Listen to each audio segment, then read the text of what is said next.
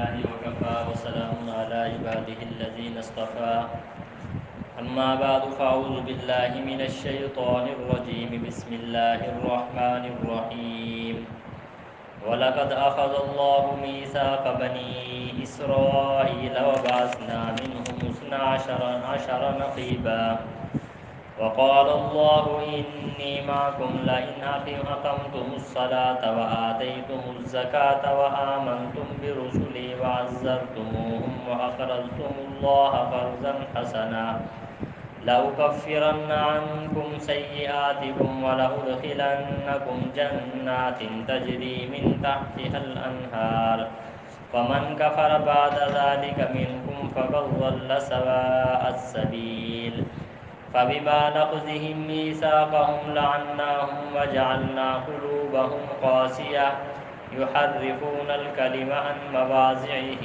ونسوا حظا مما ذكروا به ولا تزال تطلع على خائنة منهم إلا قليلا منهم فاعف عنهم واصفح إن الله يحب المحسنين صدق اللہ العظیم۔ محترم دوستو بزرگوں، اللہ تعالیٰ نے ان آیات مبارکہ کے اندر یہودیوں سے جو عہد لیا تھا اس کا ذکر کیا ہے۔ جب مسلمان کلمہ پڑھتے ہیں لا الہ الا اللہ محمد رسول اللہ، تو وہ اللہ تعالیٰ سے ایک وعدہ کرتے ہیں کہ اللہ ہم تیری اطاعت کے اندر زندگی گزاریں گے، تیری فرما برداری میں زندگی گزاریں گے۔ اسی طریقے سے اللہ تعالیٰ نے یہودیوں سے ایک عہد لیا تھا، وعدہ لیا تھا، لیکن یہودیوں میں سے اکثر لوگوں نے اس وعدے کو توڑ دیا، وعدے کو پورا نہ کیا۔ جب وعدے کو پورا نہ کیا تو اللہ نے ان پر عذاب نازل فرمایا۔ اس صورت کے اندر اللہ نے ان پر لعنت فرمائی۔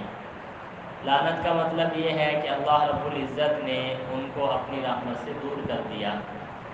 یہ واقعہ ذکر کرنے کا مقصد اللہ رب العزت نے امت محمدیہ کو سمجھایا ہے کہ جیسے انہوں نے اللہ کا وعدہ توڑا تو اللہ نے ان کو اپنی رحمت سے دور کر دیا۔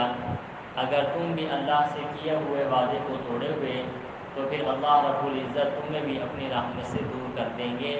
یہ مقصد ہوا کرتا ہے واقعات کو ذکر کرنے کا۔ تو اللہ رب العزت نے اس بات کو یہاں پہ ذکر فرمایا، وَلَقَدْ أَخَذَ اللَّهُ مِيثَاقَ بَنِي إِسْرَائِيلَ۔ اللہ فرماتے ہیں کہ تحقیق لیا اللہ تعالیٰ نے بنی اسرائیل سے پکا وعدہ۔ وَبَعَثْنَا مِنْهُمْ 12 نقیبا، اللہ نے اس کے اندر 12 سردار بھیجے۔ بنی اسرائیل کے اندر اللہ رب العزت نے 12 سرداروں کے ذریعے وعدہ لیا تھا۔ اب 12 سردار بنی اسرائیل میں بھیجنے کا مقصد اور حکمت یہ ہے کہ بنی اسرائیل کے 12 قبیلے تھے۔ حضرت یعقوب علیہ السلام ان کے 12 بیٹے تھے، پھر ہر بیٹے کا ایک قبیلہ ہوا، تو گویا کہ 12 قبیلے تھے۔ اللہ رب العزت نے 12 سرداروں کے ذریعے ان کی قوموں سے عہد لیا۔ وہ عہد کیا تھا؟ اللہ نے ارشاد فرمایا وقال اللہ انی معکم، اللہ نے فرمایا میں تمہارے ساتھ ہوں۔ اللہ نے ان کو یقین دلائی کہ میرا ساتھ کیا ہے بھائی، تمہارے ساتھ ہوگا، میں تمہارے ساتھ ہوں گا۔ کب ساتھ ہوں گا؟ لئن اقمتم الصلاۃ وآتیتم الزکاۃ، اگر تم نماز قائم کرو گے، زکوٰۃ دو گے، وآمنتم برسلی، اور میرے رسولوں پر ایمان لاتے رہو گے، وعزرتموہم، اور ان کو طاقت پہنچاتے رہو گے، واقرضتم اللہ قرضا حسنا، اللہ رب العزت کو قرض حسنہ دیتے رہو گے۔ اللہ نے فرمایا بنی اسرائیل کے ساتھ جو وعدہ کیا وہ یہ تھا کہ میں تمہارے ساتھ ہوں گا۔ کب ہوں گا؟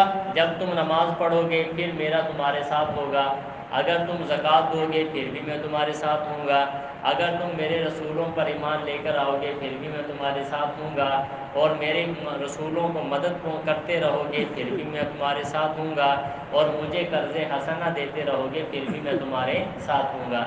یہاں پہ علماء نے یہ بات لکھی ہے کہ جیسے پہلی امتوں پر اللہ کی مدد شامل ہونے کے لیے، اترنے کے لیے ضروری تھا کہ وہ نماز کو قائم کریں، زکوٰۃ کو ادا کریں، رسولوں پر ایمان لے کر آئیں، اسی طریقے سے اس امت پر بھی اللہ کی مدد اس وقت نازل ہوگی جب یہ امت نماز قائم کرے گی، زکوٰۃ کو ادا کرے گی اور رسولوں پر ایمان لے کر آئے گی۔ آگے ارشاد فرمایا جب تم یہ وعدہ کر لو گے لَأُكَفِّرَنَّ عَنْكُمْ سَيِّئَاتِكُمْ، میں تم سے تمہارے گناہوں کو دور کر دوں گا، وَلَأُدْخِلَنَّكُمْ جَنَّاتٍ تَجْرِي مِن تَحْتِهَا الْأَنْهَارُ، میں تمہیں داخل کروں گا ایسے باغات میں جن کے نیچے نہریں جاری ہیں، فَمَنْ كَفَرَ بَعْدَ ذَلِكَ مِنْكُمْ، بس جو اس کے بعد کافر ہوئے تم میں سے، فَقَدْ ضَلَّ سَوَاءَ السَّبِيلِ، بس تحقیق وہ بھٹک گئے سیدھے راستے سے۔ اللہ نے فرمایا اگر تم نے اس راستے کو قبول نہیں کیا یا ان باتوں پر عمل نہ کیا تو پھر وہ ہدایت پر نہیں ہے بلکہ گناہوں پر ہے۔ آگے جب اللہ رب العزت نے ان سے وعدہ لے لیا، پھر انہوں نے آیا اس وعد کو پورا کیا یا توڑا؟ اللہ رب العزت نے ان کے عہد کو توڑنے کا ذکر فرمایا، فَبِمَا نَقْضِهِم مِّيثَاقَهُمْ، ان کے وعدے کو توڑ دینے کی وجہ سے، لَعَنَّاهُمْ، ہم نے ان کے اوپر پھٹکار کو نازل کر دیا، اپنی لعنت ان پر نازل کر دی۔ یعنی یہودیوں نے اللہ کے وعدے کو توڑا۔ کیسے توڑا؟ اللہ رب العزت پر ایمان لے کر نہیں آئے، رسولوں کو تکلیف پہنچائی، رسولوں کی مدد نہیں کی، نماز کو قائم نہیں کیا، زکوٰۃ کو ادا نہیں کیا۔ جب انہوں نے اللہ کے عہد کو توڑا تو پھر اللہ نے ان پر کیا کیا بھائی؟ لعنت کو بھیج دیا۔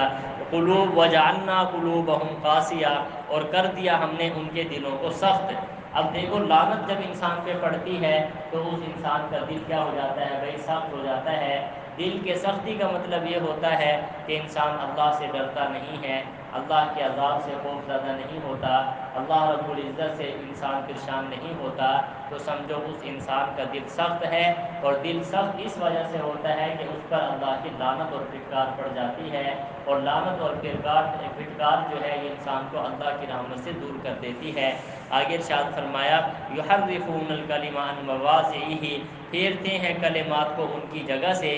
یہودیوں کی ایک بہت بری عادت تھی کہ جو حق بات ہوتے تھے اس کو گول مول کر کے پیش کرتے تھے، تبدیل کر کے پیش کرتے تھے۔ وَنَسُوا حَظًّا مِّمَّا ذُكِّرُوا بِهِ، بھول گئے وہ فائدہ اٹھانا اس چیز سے جس کے ساتھ ان کو نصیحت کی گئی تھی، جو اللہ نے ان کو نصیحت فرمائی تھی کہ اس کتاب کے ذریعے فائدہ اٹھانا ہے، انہوں نے اس کو کیا کر دیا بھائی؟ بھلا دیا۔ یہ واقعہ ذکر کرنے کا مقصد، جیسے انہوں نے اللہ کے عہد کو توڑا تو اللہ نے ان پر لعنت کی، ان کے دلوں کو سخت کر دیا۔ اگر آج امت مسلمہ بھی اللہ کے عہد کو توڑے گی تو پھر اللہ رب العزت اس پر بھی لعنت نازل کریں گے اور اس امت کے دلوں کو بھی کیا کر دیں گے؟ سخت کر دیں گے۔ آج ہمارے دل سخت ہو گئے ہیں، اسی وجہ سے ہم نے اللہ کے عہد کو توڑا اور اللہ نے ہمیں اپنی رحمت سے کیا کر دیا؟ دور کر دیا۔ آگے ارشاد فرمایا وَلَا تَزَالُ تَطَّلِعُ عَلَىٰ خَائِنَةٍ مِّنْهُمْ إِلَّا قَلِيلٌ، ہمیشہ اطلاع پاتا رہے گا تو ایسی خیانت پر جو ان کی طرف سے ہونے والی ہے مگر ان میں سے تھوڑے۔ اللہ نے اپنے نبی کو سمجھایا کہ یہودی ہر وقت خیانت کرتے رہیں گے، دھوکہ دیتے رہیں گے، لیکن تھوڑے سے ایسے ہیں جو دھوکہ نہیں دیں گے۔ اب ان کے ساتھ کرنا کیا ہے؟ ارشاد فرمایا فَاعْفُ عَنْهُمْ، آپ انہیں معاف کر دیں، وَاصْفَحْ، اور درگزر کر کے چلے جائیں، ان اللہ یحب المحسنین، بے شک اللہ تعالیٰ اچھا برتاؤ کرنے والوں کو پسند کرتے ہیں۔ بہرحال اس واقعے کے اندر اس بات کو ذکر کیا گیا، یہودیوں سے اللہ نے وعدہ لیا لیکن یہودیوں نے اللہ کے عہد کو پورا نہیں کیا، اللہ نے ان پر لعنت کو نازل کیا۔ یہ محض قصہ کہانی نہیں ہے بلکہ حقیقت ہے۔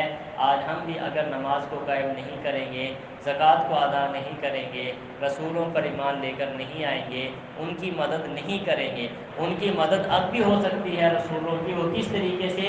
جو لوگ انبیاء کے دین کو سنبھالے ہوئے ہیں علماء، ان کی مدد کرنا ایسے ہے جیسا کہ انبیاء کی مدد کی، نبی کے دین کو زندہ رکھنا ایسے ہے جیسا کہ نبی کی مدد کی۔ فرمایا اگر تم اللہ کے عہد کو توڑو گے پھر اللہ تم پر اسی طریقے سے عذاب کو نازل کرے گا جیسا کہ پچھلی قوموں پر نازل کیا ہے۔ اللہ رب العزت ہم سب کی حفاظت فرمائے۔ وآخر دعوانا الحمد للہ رب العالمین۔ اللہم انت السلام